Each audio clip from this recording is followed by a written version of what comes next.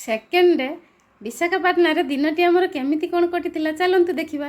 तो प्रथमे सकाळर नित्यकर्म सबु सारी देइकी आमे रेडी हो जाइथिलु। तापरे आमे पळे जाइथिलु ब्रेकफास्ट करिया पई। ब्रेकफास्ट कर सारिबा परे आमे समस्ते पळे जाइथिलु बस पाखकु। आ सेते बेलकु बस भी आमर आसी पहुंची जाइथिला। तापरे आमे जाइकी जे जहार सीट रे बसी पड़िथिलु। प्रथमे आमे जाइकी पहुंची जाइथिलु सीमांचल मंदिर रे। आउ मंदिर भितर को मोबाइल अलाउ नथिला तो सेति पे मुके बाहर वीडियो कर देइथिली। तापरे आमे पहुंची जाइथिलु आसी कैलासगिरी रे। आ एठिकार दृश्य तो देखिबा को बहुत भलो लागुथिला। आ एठी शिव पार्वती कर दुईटी बड़ बड़ स्टैच्यू भी थिला। आ एठी ऊपरु समुद्र को देखिबार मजा तो माने बहुत बहुत भलो लागुथिला।